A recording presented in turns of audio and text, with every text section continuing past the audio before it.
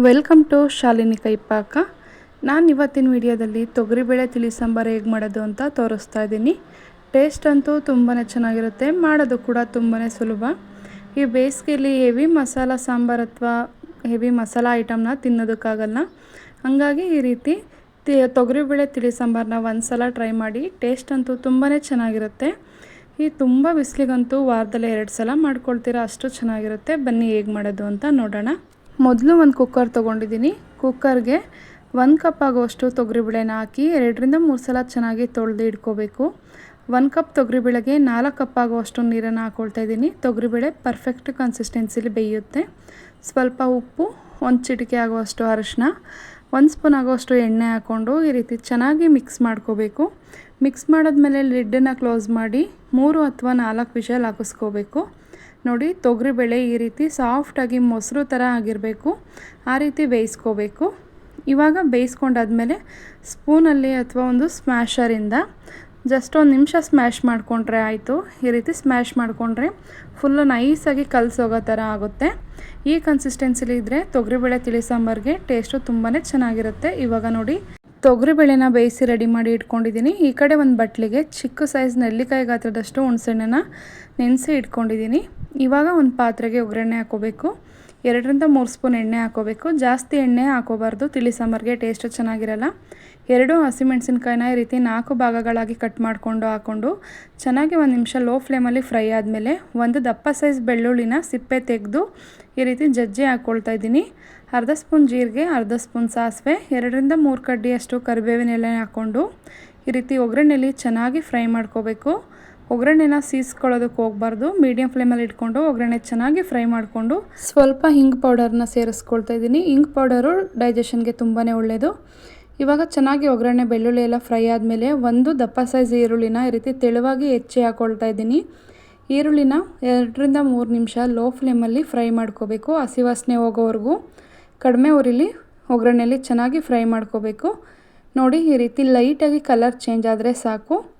ಇವಾಗ 1 medium size ಟೊಮೆಟೊನ ಚೆನ್ನಾಗಿ ಸಣ್ಣದಾಗಿ ಕಟ್ ಮಾಡಿ ಹಾಕ್ಕೊಳ್ತಾ ಇದ್ದೀನಿ. ಈ ರೀತಿ ಸಣ್ಣದಾಗಿ ಹೆಚ್ಚಿ ಹಾಕ್ಕೊಳ್ಳೋದ್ರಿಂದ ಟೊಮೆಟೊ ಬೇಗ ಬೇಯುತ್ತೆ. ನೋಡಿ, ಟೊಮೆಟೊನೂ ಅಷ್ಟೇ ಹಸಿ ವಾಸನೆ ಹೋಗಿ ಸ್ವಲ್ಪ ಸಾಫ್ಟ್ ಆಗೋವರೆಗೂ ಬೇಯಿಸ್ಕೋಬೇಕು. ಇವಾಗ 2 ಚಿಟಿಕೆ ಅರಿಶಿನ ಹಾಕ್ಕೊಳ್ತಾ ಇದ್ದೀನಿ. ಅರಿಶಿನ ಹಾಕ್ಕೊಂಡ್ರೆ ಚೆನ್ನಾಗಿ ಟೊಮೆಟೊ ಈರುಳ್ಳಿ ಎಲ್ಲ ಸಾಫ್ಟಾಗಿ ಬೇಯುತ್ತೆ. ಇವಾಗ ಇದಿಷ್ಟು ಚೆನ್ನಾಗಿ ಒಗ್ಗರಣೆಯಲ್ಲಿ ಬೆಂದಿ ಆದಮೇಲೆ ಖಾರಕ್ಕೆ ತಕ್ಕಷ್ಟು ಅಚ್ಕಾರದ ಪುಡಿ, 1/4 ಸ್ಪೂನಷ್ಟು ಧನಿಯಾ ಪೌಡರ್ನ ಹಾಕ್ಕೊಂಡು ಒಗ್ಗರಣೆಯಲ್ಲಿ 2 ನಿಮಿಷ ಮೀಡಿಯಮ್ ಫ್ಲೇಮಲ್ಲಿ ಇಟ್ಕೊಂಡು ಫ್ರೈ ಮಾಡ್ಕೋಬೇಕು. ನೋಡಿ, ಸ್ವಲ್ಪ ಎಣ್ಣೆ ಬಿಡೋವರೆಗೂ ಈ ರೀತಿ ಚೆನ್ನಾಗಿ ಫ್ರೈ ಮಾಡ್ಕೊಂಡಾದಮೇಲೆ ಮೊದಲೇ ಬೇಯಿಸಿ ಸ್ಮ್ಯಾಶ್ ಮಾಡಿ ಇಟ್ಕೊಂಡಿದ್ವಲ್ಲ ಆ ಬೇಳೆನ ಹಾಕ್ಕೊಳ್ತಾ ಇದ್ದೀನಿ. ಈ ರೀತಿ ಬರೀ ತೊಗರಿಬೇಳೆ ಬಳಸಿ ತಿಳಿ ಸಾಂಬಾರನ್ನ 1 ಸಲ ಟ್ರೈ ಮಾಡಿ. ಮಾಡೋದು ಕೂಡ ತುಂಬಾ ಈಸಿ, ತುಂಬ ರುಚಿ ಚೆನ್ನಾಗಿರುತ್ತೆ. ಇವಾಗ ಹುಣಸೆಹಣ್ಣಿನ ರಸನ ಹಾಕ್ಕೊಳ್ತಾ ಇದ್ದೀನಿ. ಹುಣಸೆಹಣ್ಣಿನ ರಸ ಹಾಕ್ಕೊಂಡು ಚೆನ್ನಾಗಿ ಈ ರೀತಿ 1 ಸಲ ಮಿಕ್ಸ್ ಮಾಡ್ಕೋಬೇಕು. ಮಿಕ್ಸ್ ಮಾಡ್ಕೊಂಡಾದ್ಮೇಲೆ ನಮಗೆ ಸಾಂಬಾರು ಕನ್ಸಿಸ್ಟೆನ್ಸಿ ನೋಡಿಕೊಂಡು ನೀರನ್ನು ಸೇರಿಸ್ಕೊಳ್ತಾ ಇದ್ದೀನಿ. ನಾನಿಲ್ಲಿ ಸ್ವಲ್ಪ ತೆಳುವಾಗಿ ಮಾಡ್ಕೊಳ್ತಾ ಇದ್ದೀನಿ. ತಿಳಿ ಸಾಂಬಾರು ಆಗಿರೋದ್ರಿಂದ ತೆಳುವಾಗಿ ಮಾಡಿಕೊಂಡ್ರೆ ರುಚಿ ತುಂಬಾ ಚೆನ್ನಾಗಿರುತ್ತೆ.